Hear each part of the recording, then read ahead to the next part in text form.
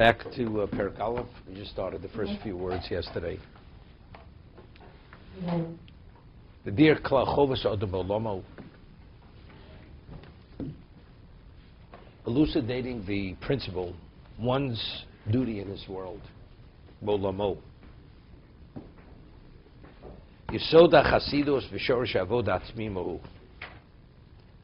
The foundation of Chasidus. He refers to this as piety. I mean, Tzidkus will be devoutness, being devout. Chosid is pious. V'Shorish Avoda, and the root of service, perfect service. Who?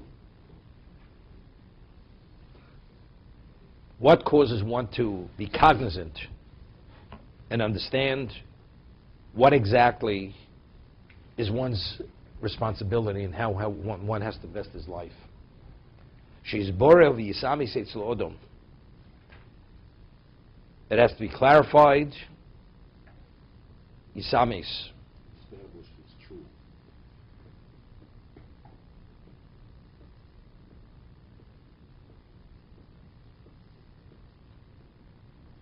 V'yisamis. Eitzel odom achovos. But what is one's obligation in this world? What is my purpose? What is my duty in this world? What has to be one's mindset? What's with the objective in one's perception and one's what he is aiming for, how to achieve this?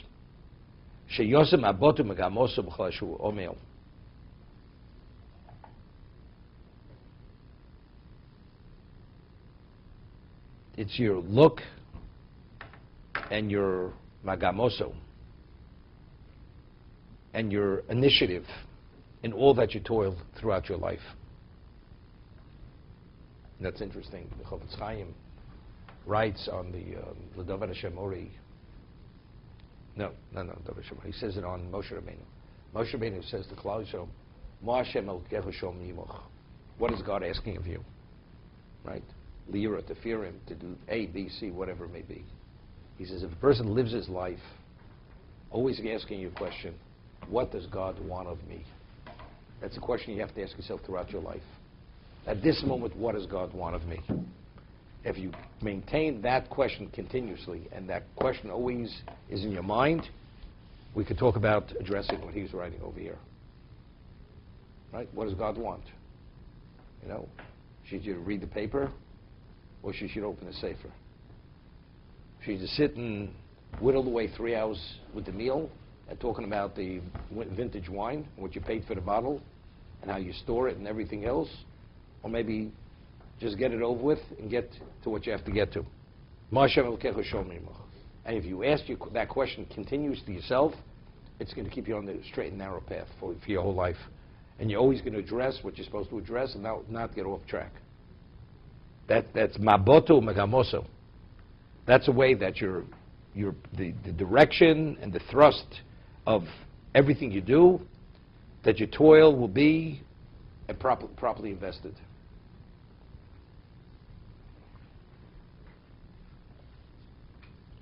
You know, it's like give me a break.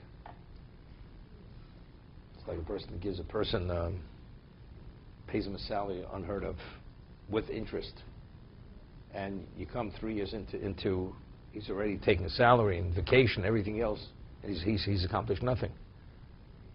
So the person says, "What's going on over here? You know, what am I investing in over here? Is it yours? Is it me? You know, we're on different pages. It's over. I'm not invested with you. What HaKadosh Baruch Hu put us on the face of this earth. What exactly is our purpose? I mean, we can dictate to him, or he dictates to us. No, this is the Yerushalayim, how it comes into play. If you understand that there's a cause and effect, why am I here? So if I'm here because for the reason he wants me to be here, so then you have to toe the line. And you have to keep that level of what? Of cognizance of why you're here. But if that connection's not there, I'm here to do whatever I want to do.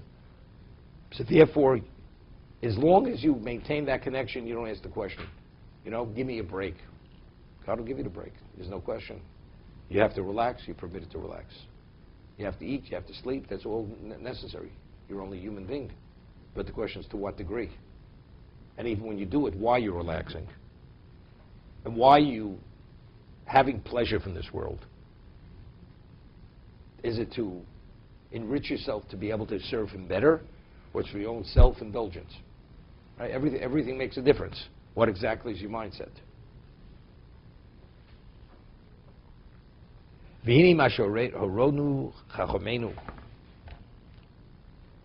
What we've been taught, he says, instructed by our Chachomim,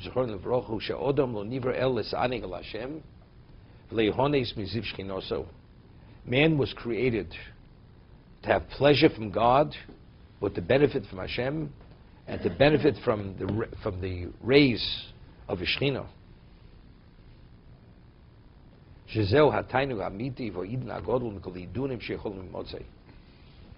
The Gemara says in Brachos, ultimately, what is Olam Haba? Olam Haba means the Olam HaNeshamos. Tzadikim Yoshvim, B'Troseim B'Rosheim, V'Nenin Miziv HaShechina. The tzadikim, they sit, they have crowns on their heads, and they sit and they benefit from the rays of the Shechina. What is that? Nobody knows what that is. Right? There's a pasuk that says, Ayin lo rosa elokim lo secha. The Navi says, no eye, no human eye ever saw what that was. Only God knows what that is. As a human being, what do we relate to? We relate to, with our senses, with our intellect, to our frame of reference. What is our frame of reference? What is Olam Haba? It's a spiritual existence. We have no frame of reference of that. Whatever factless we have, we can't even process what that is. We can't relate. Unless you're there, only then do you know what it is. So at this point, it's only Ayin lo rosa elokim lo secha. No eye has ever seen that. Only God knows what that is. When you arrive, then you know what it is. But you realize when you arrive, it's too late. Then it's after fact. But the objective is, we should be worthy to be able to benefit from that Ziva Shechina, which is the ultimate benefit.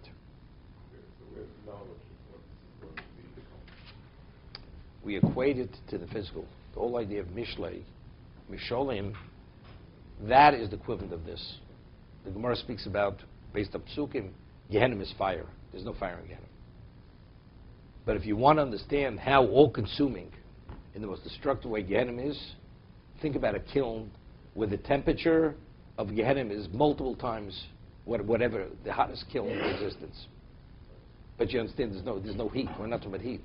But whatever suffering is in the spiritual world, we're trying to give the equivalent of that.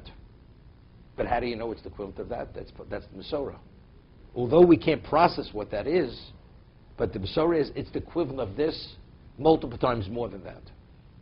Just to give us an inkling, as human beings, to be able to relate to whatever degree, to whatever that is. And the same thing with Olam Haba.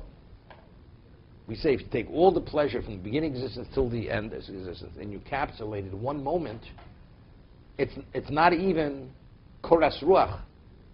It's not even a whiff of what the world to come is. So could you relate to what that is? It's not possible. It's not possible.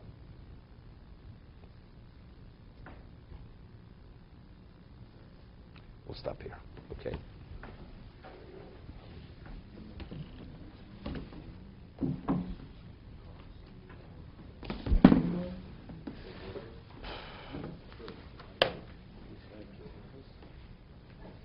Rabbi, when we experience something, we have a moment of connection, whether it's on Shabbos or something, so that does not... But that's all within our physical. That's with our physical senses. Has no relevance to what the reality of Olam Haba is.